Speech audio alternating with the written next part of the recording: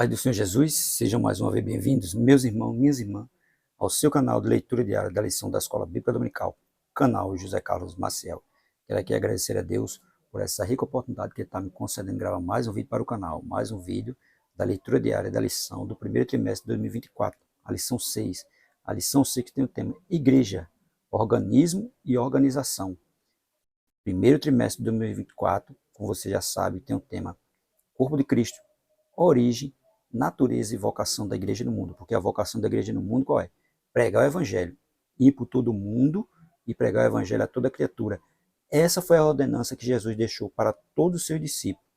Todos aqueles salvos em Cristo Jesus, ele tem por obrigação pregar esse evangelho do reino, um evangelho de arrependimento, um evangelho de transformação, um evangelho de renúncia, porque Jesus, a qualquer momento, está voltando. Amém? Quero aqui agradecer a todos vocês que estão inscritos aqui no canal José Carlos Maciel, que tem me ajudado a manter esse canal, que tem curtido, comentado.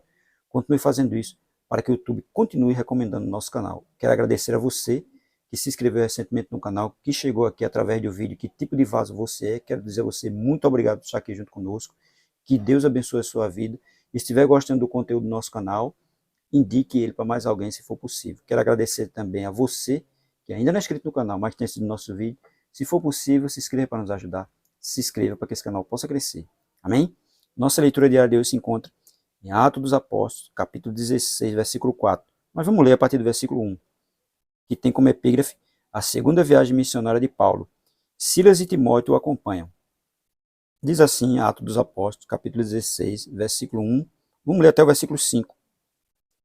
E chegou a Derbe e Listra, e eis que estava ali um certo discípulo por nome Timóteo, filho de uma judia, que era crente, mas de pai grego, do qual davam bom testemunho os irmãos que estavam ali em Listra e em Icônio.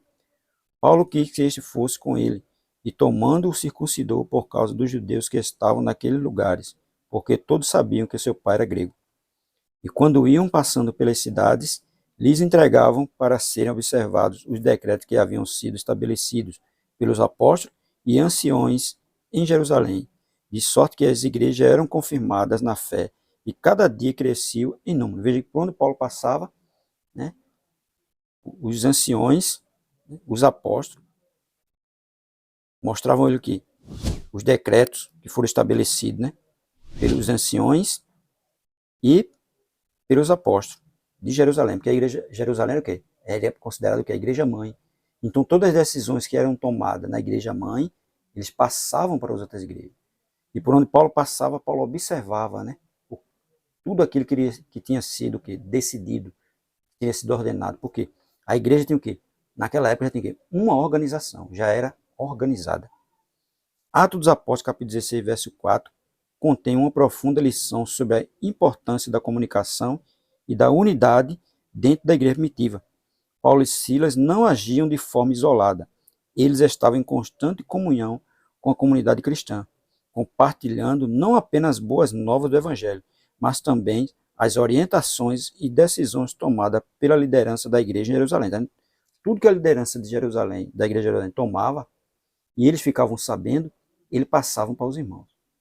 Eles não andavam de todo jeito, ele não andava dentro da própria vontade dele, não. Eles andavam fazendo obra missionária, direcionado pelo Espírito Santo e atento a todas as decisões que eram tomadas pela igreja de Jerusalém.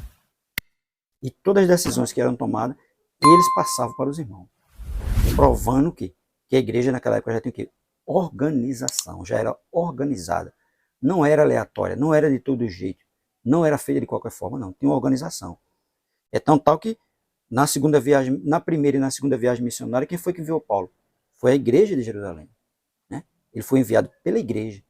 Ele não foi assim, eu sou missionário agora e vou para onde eu quero, não. Ele foi, né, direcionado pelo Espírito Santo, né, e pela igreja de Jerusalém, que orou tanto por ele como por Barnabé na primeira viagem missionária, e eles foram enviados. O Espírito Santo disse: apartai-me a Barnabé e a Saulo para a obra que eu os tenho, né, chamado. E foi isso que foi feito.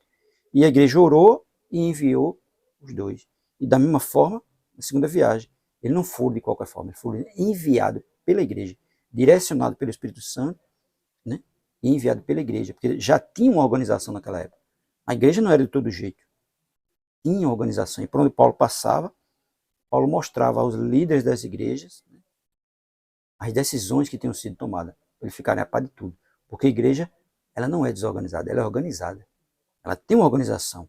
Ela é um organismo e uma organização. Ela é o corpo de Cristo, mas é o corpo de Cristo com organização. Isso é a igreja de Cristo. Uma igreja que está no mundo com a incumbência de propagar as boas novas de salvação. O evangelho do reino. O evangelho que transforma, que cura, que batiza no Espírito Santo e que dá o direito a uma eternidade. Porque Jesus, ele está voltando a qualquer momento. Nós não sabemos nem dia nem hora. Mas esse evangelho tem que continuar sendo pregado. Mesmo que alguém não goste, mesmo que alguém não queira, mas a incumbência da igreja é o quê?